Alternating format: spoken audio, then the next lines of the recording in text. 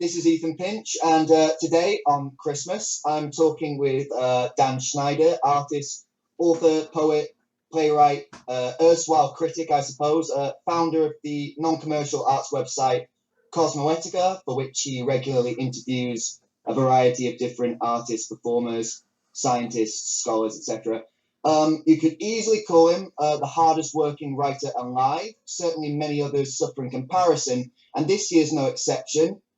In this video, I'm going to be talking to Dan about his most recent novel, Levels, a love story, although I'm hoping also to touch on some of Dan's other work this year, including his playwriting. But Dan, great to talk to you. I know that you wanted to talk about Levels while it was still kind of at the forefront of your mind, whilst the thoughts that were still fresh. So in mind of that urgency, is there anything kind of, what are your kind of thoughts on this novel kind of straight off, like as it stands in the rest of your work? Like, is this an important novel? Is this, well, how does it rate in your overall work, do you think?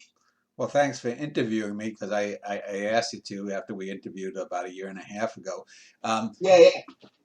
Levels was probably my favorite book to write next to A Norwegian in the Family. It's let's see, Norwegian in the Family is the longest. The second longest is the Vincetti Brothers. The third is my sci-fi novel, The Edge of the Show. And so this is my fourth longest individual work. Although if you took my true life memoir and took the four books as one, that would be my number two, and this would be number five. But this is basically a book that was a second science fiction book, but if you've read it through the end, anyone who reads it through the end, it sort of ends up that it may or may not be science fiction. The idea came to me a few years ago, probably 3 or 4 years ago in 2016, but sometimes these things take time to ripen. Just like the Vincetti Brothers, I had in mind of writing about the real life family for about 20 years before I found the right vehicle for it. And it's basically not only about science fiction and have a love story element to it, but there are four major television shows that influence it. In the same way that A Norwegian in the Family is very much influenced by film, this book is very much influenced by television shows. And the four shows are basically three of the four from the 1960s, one from the 1990s. They're all about alienation and characters on the run. There's The Fugitive, which was a show in the 1960s about a man on the run who was trying to track down a one-armed man who murdered his wife. There's The Prisoner, the Patrick McGoohan vehicle that I've raved about for many years. I think probably the greatest television show of all time, only 17 episodes aired. And then there was a show that actually was filmed a couple of years before The Prisoner, called, oh God, oh my, now I forgot, well, there was Nowhere Man, and then there was, oh my God, this is what happens to me. The Patrick McGoohan one, is it? Or no, it was, and I used. Let's see. The actor, what's his name? Thomas Alden's the main character. He plays Michael Alden. And let me see. This I'm gonna Google. This is what happens when you're very tired. Michael Alden TV show. Coronet Blue. That's it came to me. Coronet Blue, which was a show in which a seeming Russian spy or some kind of spy is attacked in the opening minutes of the show, thrown overboard from a ship, and he surfaces in New York, doesn't know who he is. The only words that he knows are the words Coronet Blue. And that only ran for 13 episodes. Nowhere Man ran for 25 episodes in the mid-90s. And so I had this idea of having a character in search of something. And so the 13 sections of the book are titled after each of the 13 episodes of Coronet Blue. And the individual chapter titles are all from The Fugitive, The Prisoner, and Nowhere Man. And I play with a lot of those tropes. And the book actually opens, the character is basically, the first words of the book are, "Where is my wife?" And the character is seemingly screaming or protesting loudly, because the character the book opens with him basically waking up in a post-apocalyptic kind of scenario from the 1950s or 60s. There could be zombies, there could be apes running around. It could, you know, there's a lot of possibilities there. And then slowly he meets a few other people on the surface, 14 other people, and then they go sort of down below the surface of this seeming apocalyptic world, sort of like in the movie Forbidden Planet. And each of the characters seemingly goes off on their own adventures, but we follow the adventures of the main character through each of the levels, presumably going further and further down into the planet until he starts going back up again. But again, that's the setup. What it really is, by the time you get to the end of the book, is arguable. Yes, it's certainly a very strange book. I mean, when I heard that you were writing another science fiction novel, I just kind of assumed, I suppose, that it would be something a bit like more or less Edge of the Shon. It really is quite different. Although in the book itself, you do seem to be there seems to be the sense that you're almost kind of returning to themes or to certain ideas that you touched on in Edge of the Shon that you kind of wanted to push forward a bit more. Like, for instance, this idea of like the superhero or the man who attains godlike powers and then sets about using them.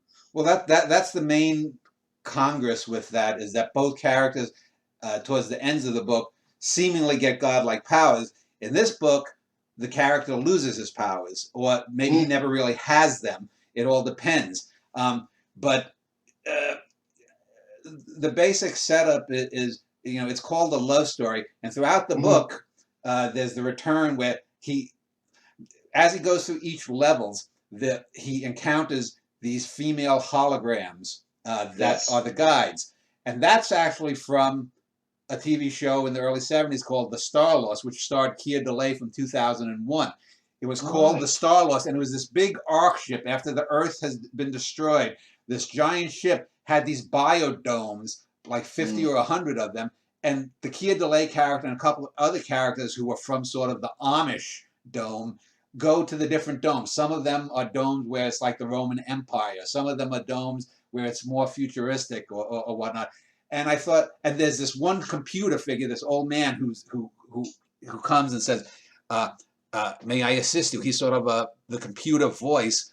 And I said, well, let me make it female characters, because of the other 14 characters that are seemingly real in this adventure, only one other is male. There's one young black kid and this is where we get to the television or the movie trope, is that I use a lot of the tropes. There's the younger version of the main character, Tom Alden, which is arguably my doppelganger, but he's not as much like me as some other. He bears more than a passing resemblance to you. Yeah, but in my mind, and I describe him, he looks like the main actor from Coronet Blue, an older version, played by the actor who is in Anne of Green Gables, and God, my mind goes. But anyway,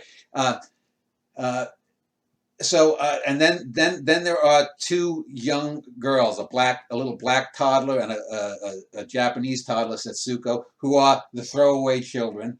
There's a girl with autism who's 20 years old, who's a belly dancer, a sort of just oddball character. Then there are three young girls who he considers his daughters, two that he works with at the store that he works at, one who's a poet that's lives in Ireland, who's on my E-list. And then there are two older women that at one point he had interest in when they were all younger, but they both rejected him for some reason. And then there were like five females in their 30s and 50s that seem to flirt with him, as do seemingly the levels, the level guides, who seemingly are always offering sex or something. So in a sense, it's a male fantasy in some aspects.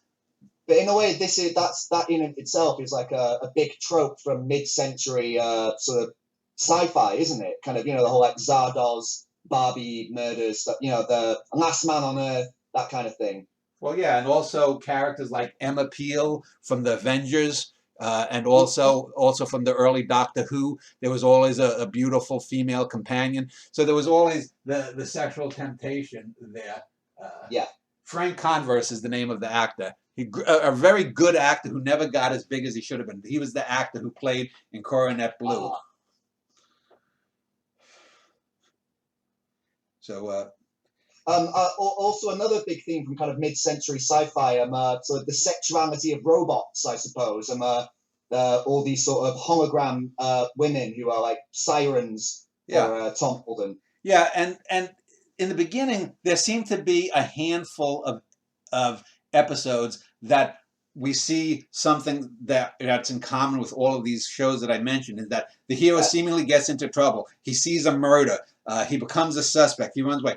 But after the first 5 or 6 levels, the book sort of makes fun of that, because someone or something keeps dropping these little cards that have these sort of little the cards, the little TV guide summaries of what's to come, and and a lot of what happens seems to happen off screen then, because sometimes we'll see Tom emerging or coming into the next level, and he's talking about something that happened between the last chapter and whatnot.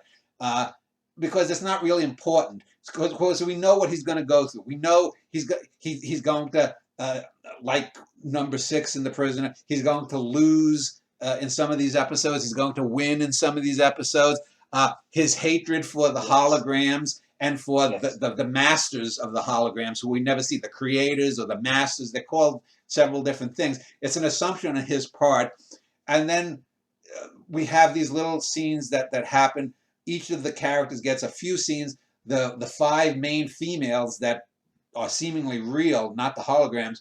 There's a singer who I made based on the singer Alison Krauss, a folk singer here in the U.S., but I made her the younger cousin of Alison Krauss. There's there's a teacher that he worked with, that I worked with when I did my novel on Custodian. I had it based on that character.